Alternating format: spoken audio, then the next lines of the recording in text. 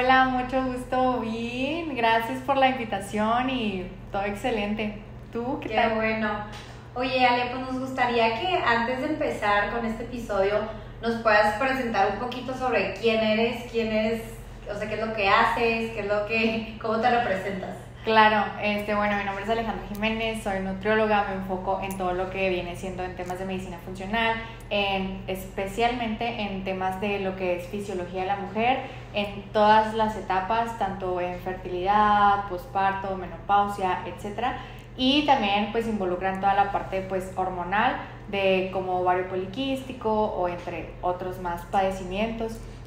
También me enfoco mucho en el área de salud digestiva y pues la parte que más me encanta, que es el área de epigenética. Ok, súper. Oye, para todos los que no conocen, no sé si nos puedas contar un poquito de qué significa la epigenética.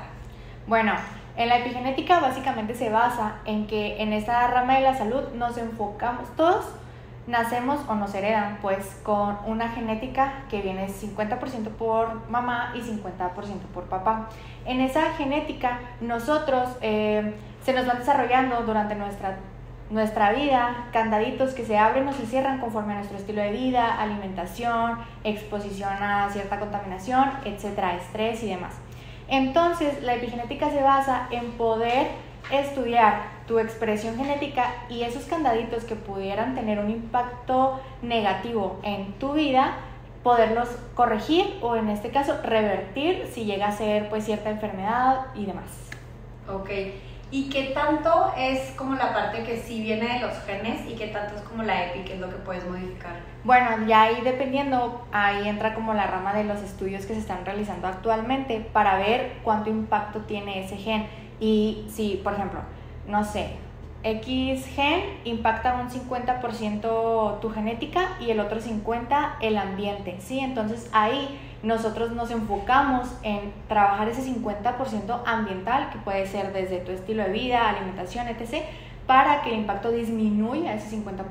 Y obviamente, si a largo plazo seguimos enfocándonos, ¿no?, con buenos hábitos y demás, ese 50% puede disminuir, ¿sí me explico? Okay. Entonces, básicamente eso se trata. O viceversa, ¿verdad? Ese gen puede venir impactado un 80%, o sea que sí ya vengas predispuesto, pero de eso se trata la epigenética, que puedas llegar a modificar ese gen.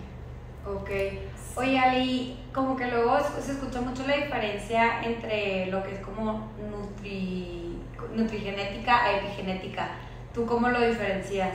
Bueno, básicamente es bien sencillo, o sea, la nutrigenética, vaya la redundancia, Ajá. Se enfoca mucho en el área de nutrición, ¿no? Con el área del alimento, qué son esos nutrientes que tu genética necesita en específico, vitaminas, minerales, etc.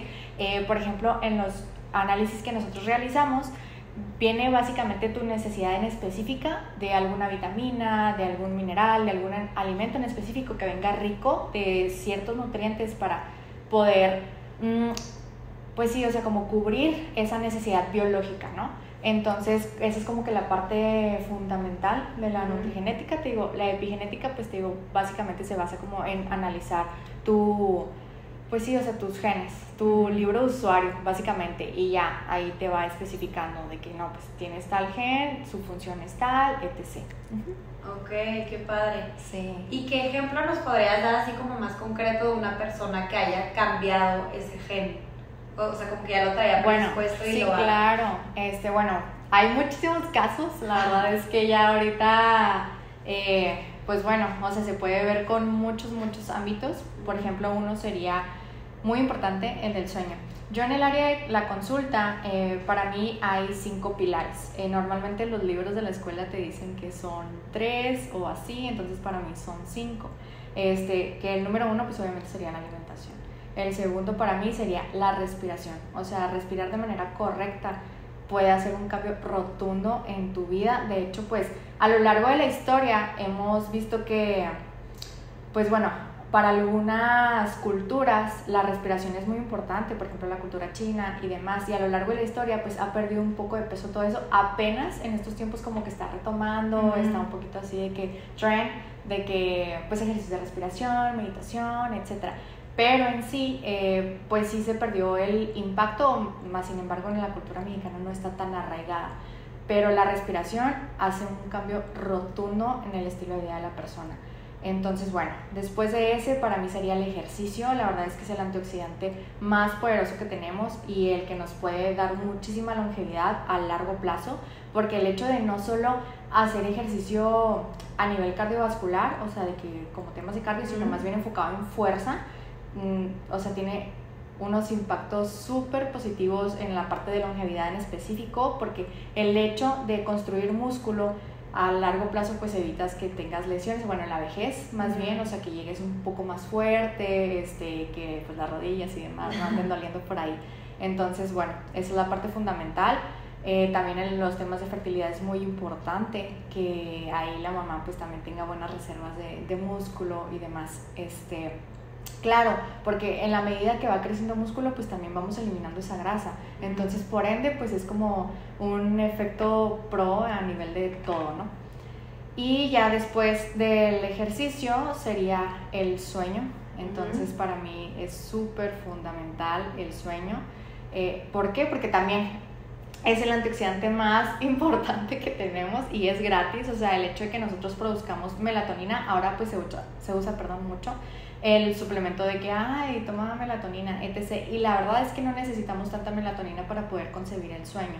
Entonces, en esta parte es súper fundamental porque la melatonina pues ayuda a prevenir el cáncer. O sea, de entrada es como su función más importante, o sea, porque rejuvenece todas las células y en este caso pues las que pueden ser malignas.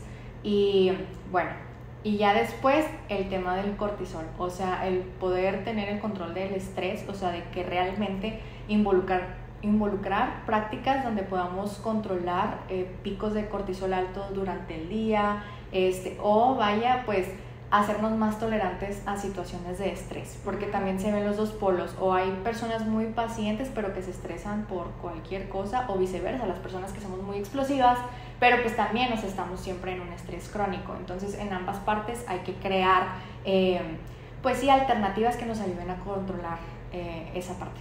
Y más porque ya en los tiempos de ahorita el cortisol es como, pues ya es parte de nosotros, o sea, ya es crónico, yo creo que para toda la población en general. Sí, justo. Entonces, bueno, en el punto de lo que tú me comentabas, ¿en qué casos lo veo yo en el impacto? Por ejemplo, sería el sueño. O sea, hay personas que vienen predispuestas o no, o sea, también la parte contraria con el área del sueño, con genes que se involucran con el sueño, que normalmente pues sufren de insomnio, que no pueden dormir, que en este caso pues ya tienen que ser medicadas, etc., para poder controlar esta parte. Y muchas veces en las pruebas viene de que su gen viene impactado un 50% por el ambiente o más. O sea, ¿de qué quiere decir? En estos tiempos el sueño ahorita está muy distorsionado. ¿Por qué? Porque ya estamos más apegados a lo que son las pantallas, ya estamos de que en el TikTok hasta las 12 de la noche, entonces todo eso va modificando nuestro ciclo circadiano. El humano biológicamente está programado en base al ciclo circadiano. Ojo, también en la genética viene la diferencia de personas que son diurnas o que son nocturnas. Entonces, o ambas, o sea que pueden ser ambas. Entonces ahí tenemos que jugar con un equilibrio dentro de las actividades que realiza el paciente y pues obviamente crear ese ambiente para que sí se pueda mejorar esa salud. De descanso. Sí, o sea, del sueño, la salud del sueño. O sea, entonces sí estamos como que genéticamente predispuestos a un cierto descanso, sueño. Claro. Y nosotros lo vamos como entrenando. Sí, o lo vamos modificando también en la parte negativa, como te comentaba, o sea, modificando el ciclo circadiano. Nosotros somos como los animalitos, que por ejemplo los perritos, ¿no? De que cuando sale el sol se levantan y cuando se mete el sol se duermen. Entonces básicamente así deberíamos de funcionar todos. En cuanto sale el sol, nosotros tener esa exposición directa al sol, obviamente absorber la vitamina D del sol, etc., para activar nuestros neurotransmisores, para que despierten, para que se activen, para que se active el cortisol bueno, porque el cortisol no es como tal bueno o malo, sino en qué picos se está produciendo. Entonces, en la mañana es muy importante que tengamos buenos niveles de cortisol porque son los que hacen despertarnos, de que en la mañana no andemos de que, ay, qué flojera, ay, traigo sueño. Entonces, ahí es el papel fundamental del cortisol. Y te digo, ya por la noche, también exponernos, de ser posible, a los atardeceres directamente. ¿Para qué? Para que ahí empiece nuestra producción de melatonina. El cerebro es tan inteligente que ya está acostumbrado a que cuando ve el atardecer, empieza solo a producir esa melatonina. Alejarnos de las pantallas, de luces muy fuertes, al contrario, utilizar tonos más tenues, neutros, ¿sí? Para empezar a relajar esta actividad cerebral en sí. Obviamente eliminar la tele, o sea, por default, de las recámaras y demás. Entonces empezar a adquirir como hábitos de lectura antes de dormir. Ahora también se está utilizando mucho la luz roja en las habitaciones para poder crear también ese ambiente de descanso, de relajación, tanto para los músculos y obviamente pues también a nivel mental. Ok, entonces tú en tus consultas básicamente abarcas como todo integral, o sea, no solo la parte como de alimentación, sino todos estos pilares que mencionas, la respiración, sueño, estrés.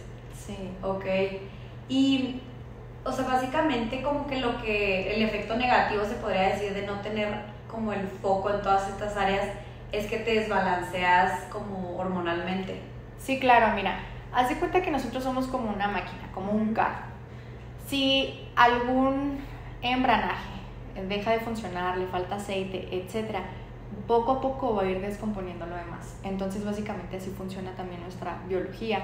Si algo deja de producirse, alguna hormona, o en este caso que nuestro hígado no desintoxique de manera correcta, va a empezar a perjudicar procesos metabólicos de los demás organismos, ¿sí me explico? De los demás pues órganos en este caso. Entonces es súper importante tener como este equilibrio entre todas las partes. Ahora, ojo, cada quien trae una raíz diferente, o sea, algunas personas su raíz puede ser la tiroides, algunas puede ser el hígado, ¿sí? Entonces es muy importante darle el enfoque desde dónde viene ese malestar, o sí, o sea, básicamente. Sí, como muy personalizado. Sí, claro. Oye, ¿y por qué ahorita vemos muchísimos más como desbalances hormonales que antes? Bueno, también volvemos a lo mismo. Uno, por ejemplo, la raíz puede ser el sueño, en este caso que también modificamos la parte del ciclo circadiano, te digo que ya nos dormimos más tarde, que ya estamos en un estrés crónico, o sea, expuestos a este estrés crónico, y que también estamos expuestos a disruptores hormonales. Ya es que vivimos en ciudades básicamente ya llenas de carros, contaminación, ¿sí? Y más los productos.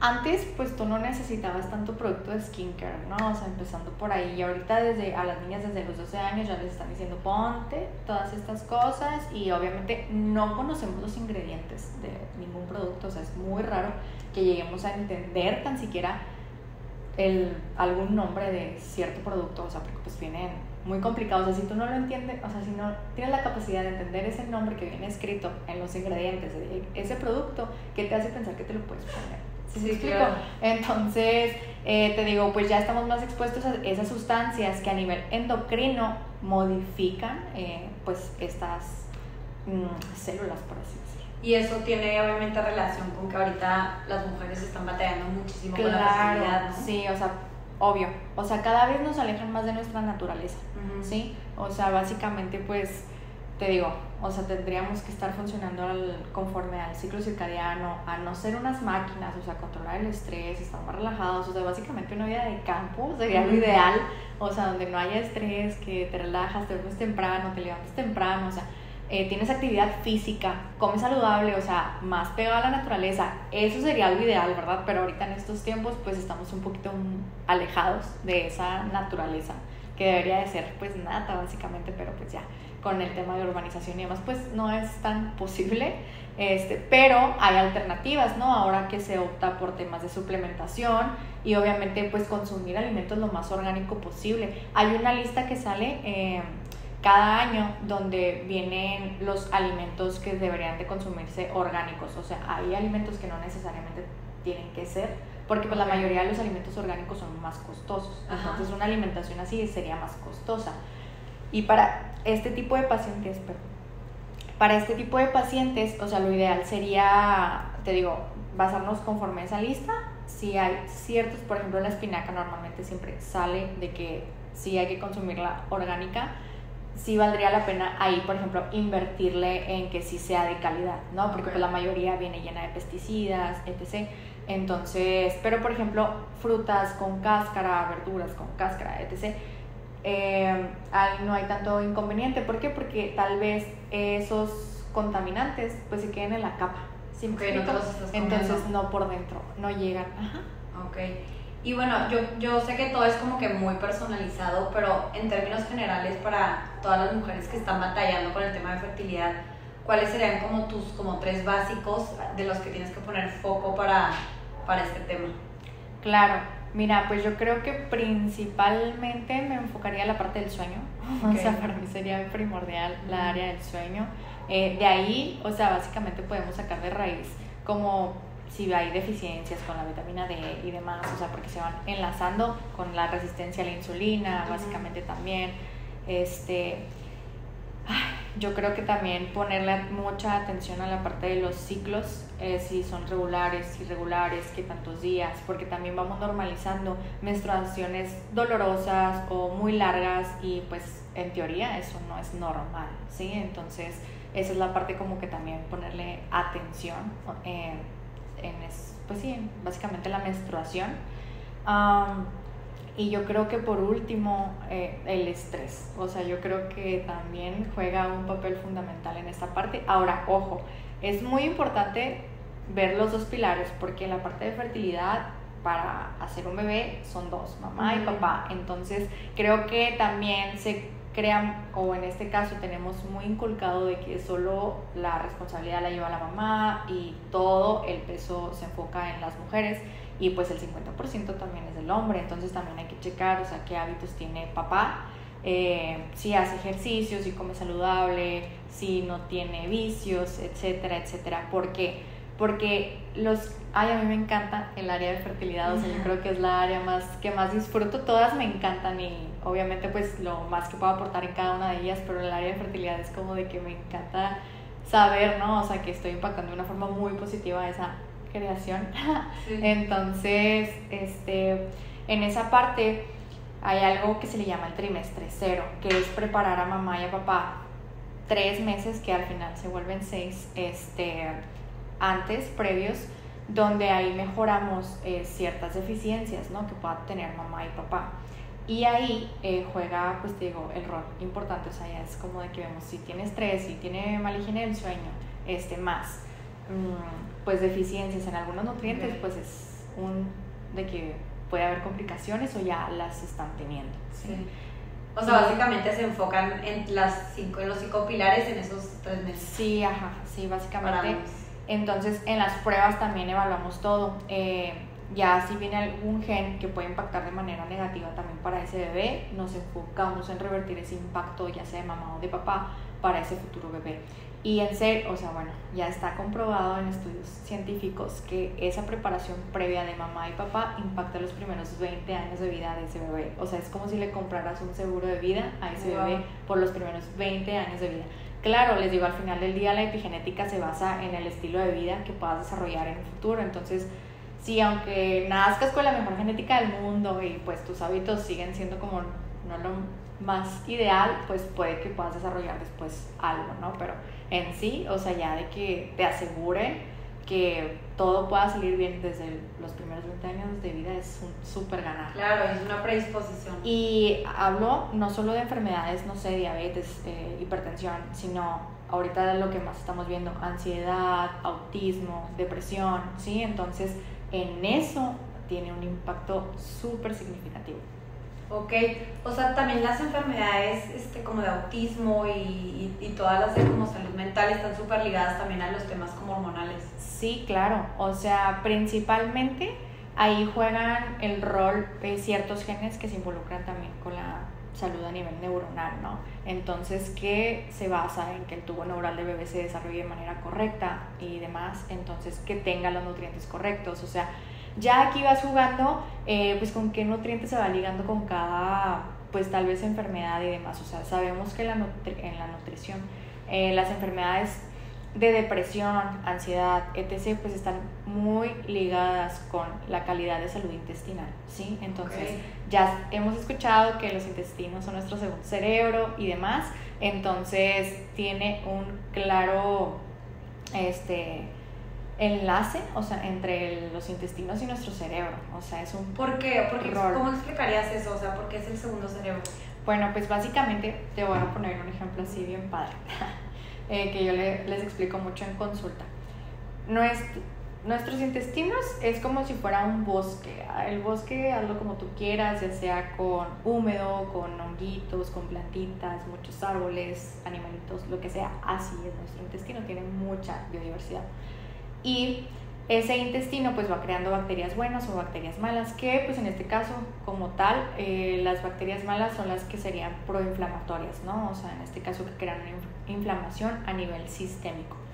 Y pues obviamente cuando tenemos una biodiversidad bastante amplia va disminuyendo ese impacto. ¿Por qué? Porque las que son buenas en este caso hace que tengamos pues buena, correcta función de neurotransmisores. Ajá, Okay. ¿a qué voy con esto? Por ejemplo, cuando nosotros tenemos cierta adicción a algo, no sé, al azúcar, a la cafeína, a lo que tú quieras, básicamente es nuestro honguito o parásito pidiéndonos X sustancia, que manda la señal que viaja por medio del nervio vago inmediatamente y el cerebro lo asimila con, ay, se me antoja un pan.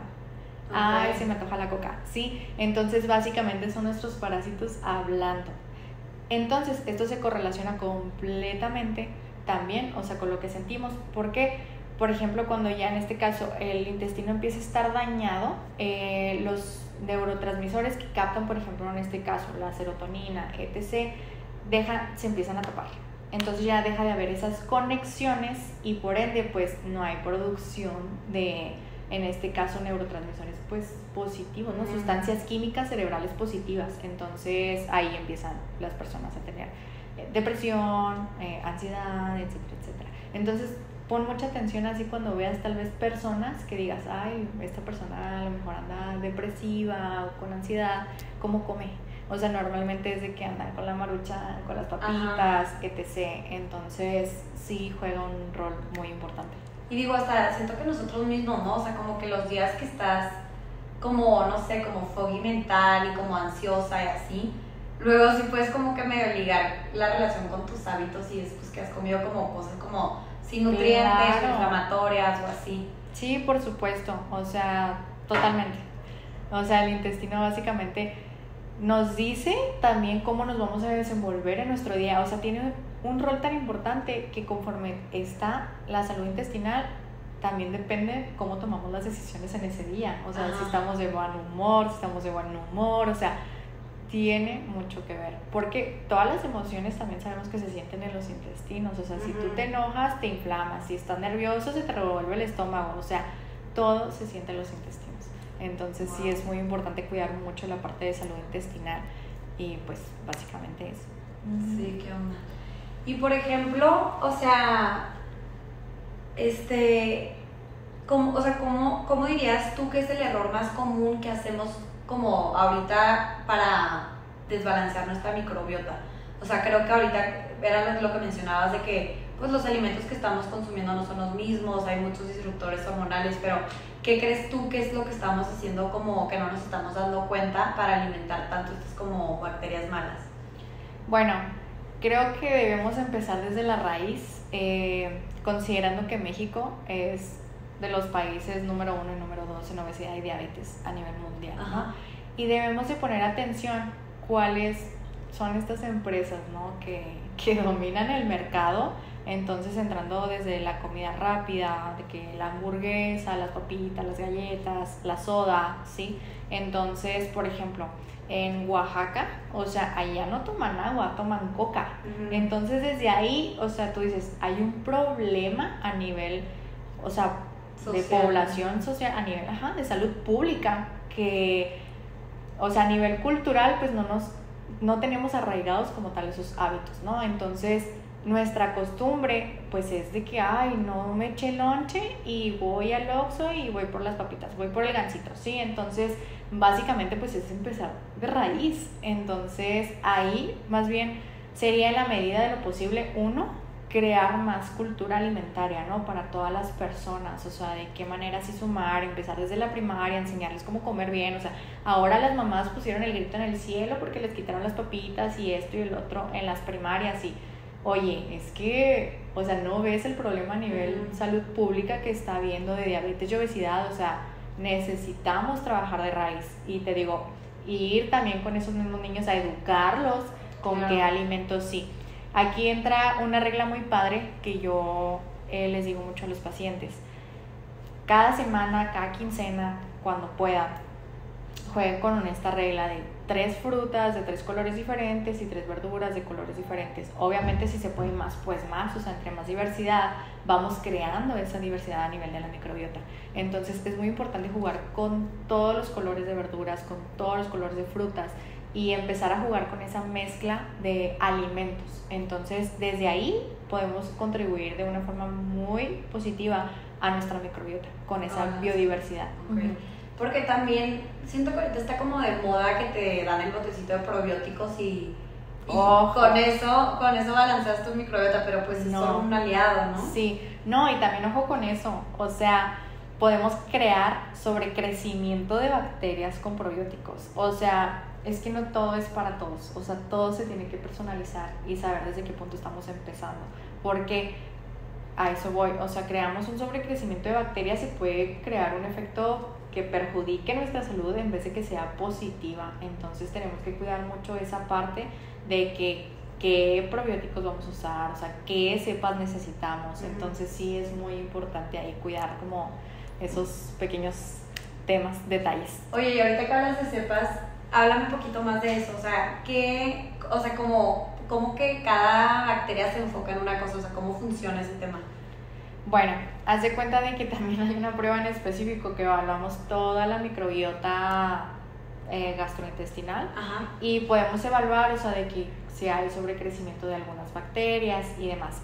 Entonces, bueno, aquí como tal hay unas que sí son muy malas, que te digo, en este caso pues crean efectos proinflamatorios, dependiendo la cantidad, o sea, es que es un tema muy complejo, pero sí, o sea, dependiendo la cantidad de producción de esas bacterias es como puede generar un impacto negativo o puede generar un impacto positivo, ¿sí? Okay. Entonces, bueno, ¿a qué voy?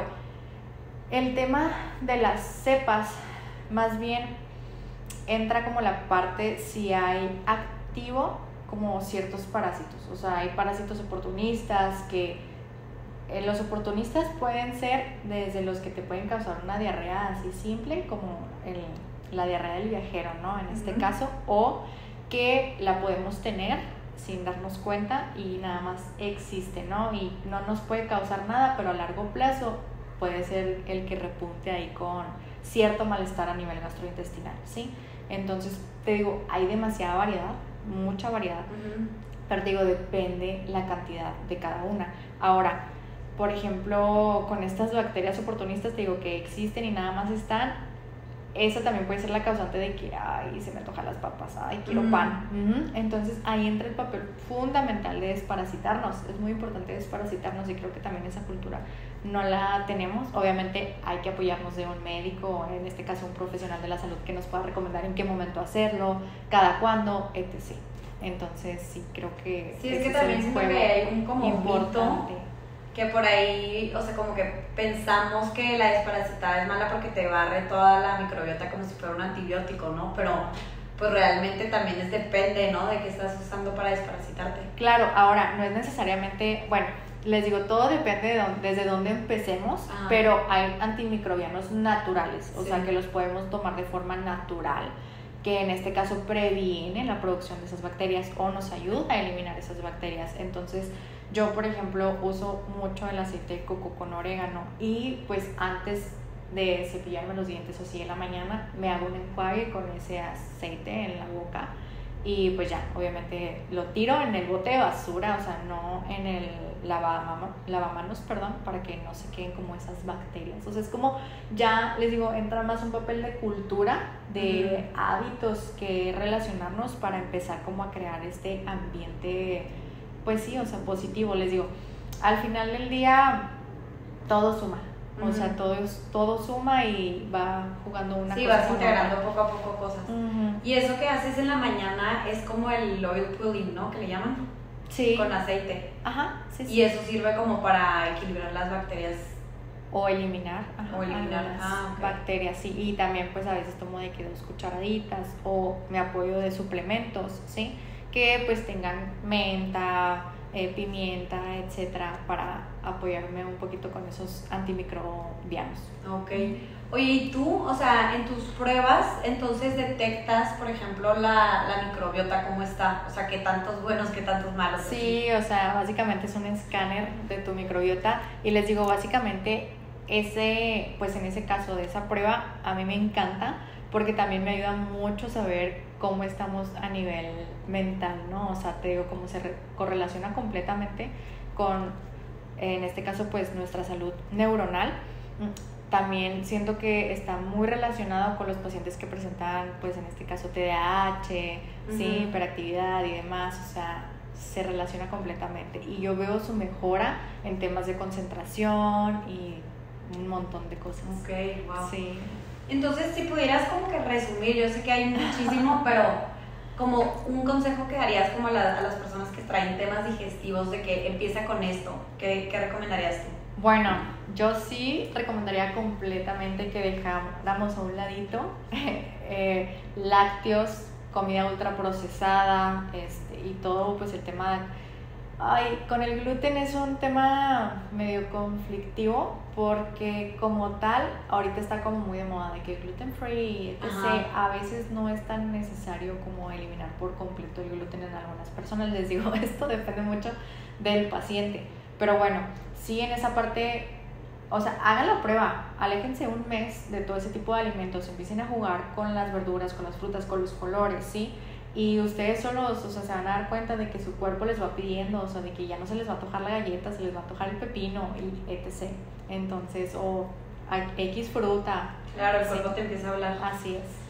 Ok, oye Ali, bueno, quería hacer una dinámica como de mito-realidad, de que nos platiques poquito de lo que te voy a ir diciendo yo, que realmente sí es cierto o que son como mitos que se han ido pasando y pasando.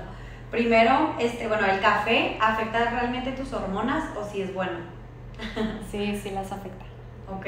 Sí, sí las afecta porque, bueno, es que también, o sea, en las pruebas genéticas nosotros vemos si tenemos un correcto metabolismo al café o no. Entonces, más bien, el café como tal no es bueno y no es malo, es más bien la cantidad que también estamos tomando. O sea, una taza de café al día tal vez no te pueda generar un impacto negativo, pero ya si te tomas 3, 5, probablemente sí. Si tienes un metabolismo lento al café, muy probablemente sí te genere un efecto negativo. Y se ve, o sea, las personas que tienen un metabolismo lento lo sienten, o sea, de que les causa como ansiedad, les da así como mucha, pues sí, vaya, o sea, como ansiedad, les quita el sueño, etc. Entonces, esas son las personas que probablemente tengan un metabolismo lento al café. Y tener el metabolismo lento al café no solo es al café, o sea, también va a ser a medicamentos, también va a ser a suplementos, también, o sea, para cualquier tipo de desintoxicación hepática, porque se involucra mucho el rol del hígado. Y ahorita que está muy de moda el matcha, ¿tú qué opinas? O sea, ¿si es mucho mejor que el café? Sí, totalmente. O sea, sí sería una opción completa para sustituir la parte del café. ¿Por qué? Porque aquí ya es la sustancia pura, ¿sí? Del té verde. Entonces, también la parte activa. Entonces, sí, totalmente. Como la que parte te activas los antioxidante. efectos secundarios. Y más que tiene ese efecto antioxidante, entonces al contrario, apoya a tu hígado en vez de perjudicar. Ok. Bueno, y luego otra, ahorita que están muy de moda como todos esos productos probióticos, que el kefir y el kombucha y así, ¿tú qué opinas de eso? Bueno, en esos alimentos está súper bien, o sea, es una forma natural que podemos obtener, estos probióticos que nos ayudan a tener una buena, pues sí, este equilibrio a nivel de la microbiota, entonces completamente recomendados, sí. Ok, súper.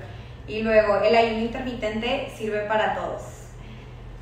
Ahorita estoy en un estudio precisamente de ir comprobando, o sea, creo que para los hombres es un rotundo sí, o sea, creo que sí definitivamente, pero con la mujer sí tendría mucho que ver a nivel hormonal en qué estado estamos, porque si una mujer de ovario poliquístico la someto a este tipo de técnica, probablemente pueda perjudicar en vez de causar un efecto positivo. Ya dependiendo a qué tan controlado pueda estar este ovario poliquístico, tal vez en un futuro podríamos probar si es una buena opción, pero también entraría mucho como la parte del estilo de vida. Entonces yo creo que diría que no. Ok. Y bueno, ya por último, que va medio relacionado, cenar tarde engorda. Ay, bueno, aquí entran dos factores. Es muy importante que antes de irnos a dormir el estómago se vaya vacío para que tenga la capacidad de sacar y liberar toxinas por medio del sueño. Aquí entra el papel fundamental del sueño porque nos desintoxica, elimina nuestras toxinas y demás. Entonces, cuando nosotros alteramos este ciclo del sueño y nos vamos con una comida súper pesada, o sea, me da mucha risa porque tenemos así este lema, ¿no? de nuestras abuelitas de que no cenes o no comas sandía con leche porque te va a hacer daño, etc. Pero si nos podemos cenar unos tacos o la hamburguesota o etc. Entonces, no. Es muy importante esta parte porque empieza ciertas producciones de hormonas, que una es la que nos causa el hambre y la otra es la saciedad. Entonces nos empieza a dar hambre en la noche y le dejamos ese trabajo a los intestinos. Entonces, en vez del cuerpo regenerarse a nivel mental, a nivel de desintoxicación, a nivel de todo, lo dejamos trabajando a nivel intestinal y toda nuestra energía está en los intestinos. Entonces, por ende, al día siguiente nos vamos a levantar más cansados, no vamos a tener energía. Entonces, pues, como tal, sí puede haber como una relación de que engorde porque se quedan esa retención pues puede ser de toxinas o reservas de grasa o lo que sea, de agua, etc., porque el cuerpo no tuvo oportunidad de desintoxicarse o de liberarlo, ¿sí? Sí, entonces, o sea, sí es importante dejar como nuestro ayuno, aunque no sea... Sí, en la noche, o sea, lo ideal sería de que nuestro último alimento sea mínimo 2 horas antes de ir a dormir. Ok. Y bueno, ya por último, el tema que ahorita también está como de moda del orden de los alimentos, que para los picos de glucosa, que primero las verduras y luego la proteína y al final los carbohidratos, pero de repente antes nos decían que la fruta iba primero. Entonces como que ese como pues tema que como que dicen de las maneras. Sí, o sea, sí puede impactar la forma en el orden que vayamos comiendo los alimentos. Ajá.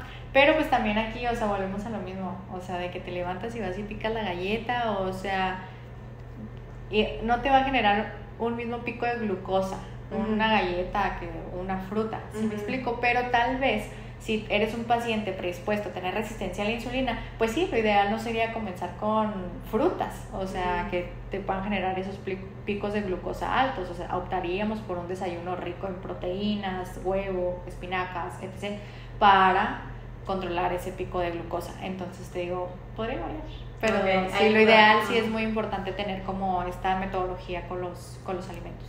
Okay. Oye, Ale, y bueno, de todo lo que tú haces aquí en el consultorio con tus pacientes y pues bueno, también en tus talleres y todo, si este mensaje que te estás tratando de transmitir podría llegar a todo el mundo, ¿cuál crees que sería el propósito principal? Para mí, bueno, mi propósito de vida es sanar a las personas. O sea, de alguna manera el impacto que yo pueda tener es llegar a sanar a esa persona, y no solo a nivel de el padecimiento, sino pues también a nivel emocional. O sea, contribuir de esa forma tan positiva que pues se puedan sanar varios ámbitos en su vida, no solo en la parte de alimentación.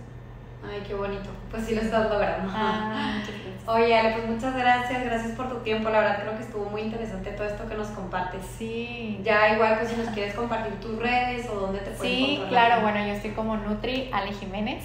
Y pues ya también en la parte del consultorio para más servicios y demás que tenemos aquí es @beautysystemcenter_, y ahí nos pueden encontrar para perfecto, pues muchas gracias. No, de qué, a ti, muchísimas gracias por esta invitación.